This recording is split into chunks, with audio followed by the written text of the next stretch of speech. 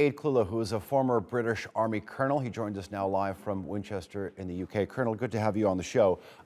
Okay, so for the better part of the last several months, the fighting has been concentrated around Bakhmut. It is not a particularly large city. I believe that pre-war population is less than 5,000. I mean, from a military standpoint, is it really all that significant?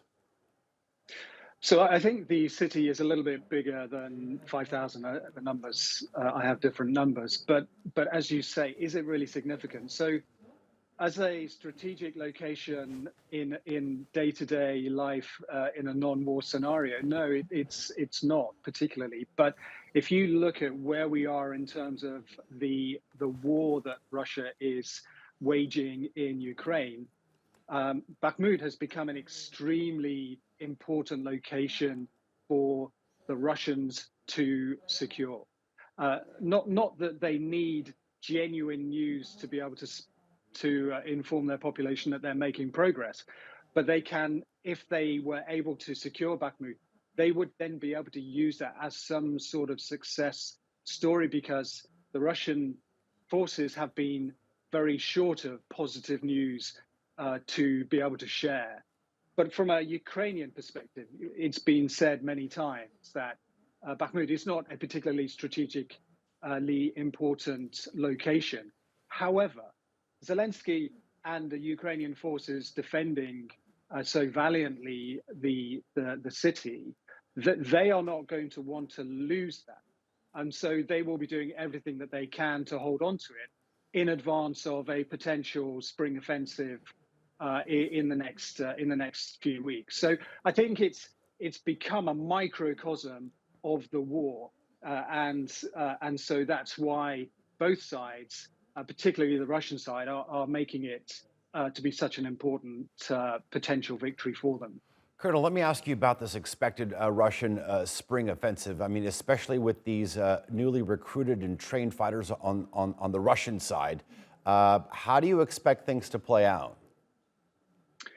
Well, if you put newly recruited and relatively poorly trained individuals into a combat situation against battle-hardened troops, they are not going to come out on top. And so, although the Russians, I'm sure, are going to want to build on any minor successes that they're able to achieve on the battlefield, putting poorly trained and poorly experienced troops into harm's way is not going to maintain that momentum. And we have to remember that even though Ukrainians are taking losses nowhere near at the same scale as Russian forces, the Ukrainian forces are highly trained, they are highly motivated, and they've got the equipment to support their intentions. And so and we've seen this, we've seen the hundreds and hundreds of Russian forces, either newly trained recruits or through the Wagner group, through convicts, have been selected from prisons in Russia to fight on the front line. We've seen huge numbers of losses.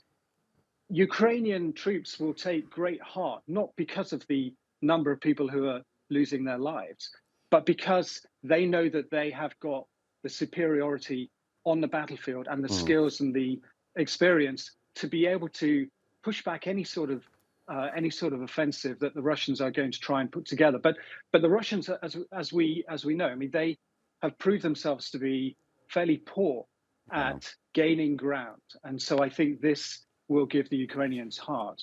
You say that the Ukrainians are well equipped. Let me ask you about that. Anything that's been on the Ukrainian wish list, sooner or later, Volodymyr Zelensky has gotten it. It started with the anti-tank rockets, the javelins, they got it. Then they asked for howitzers, they got that. They asked for tanks, they're rolling in, no pun intended. And then they're asking for longer range missiles, perhaps sort of maybe fourth generation fighters, fighter planes. Do you think that they're eventually going to get that, or is that kind of a red line in terms of, this could actually really upset the balance between the West and Russia?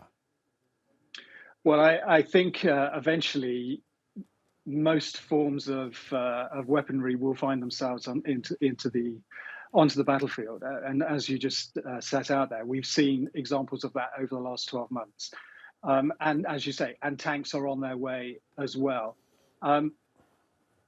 The question of aircraft is obviously extremely sensitive, and the loaning or the donating of equipment and aircraft in particular to Ukrainian forces, once they're able to fly them and look after them inside Ukraine without any external support, that could well be a possibility, and I would expect to see something like that happening.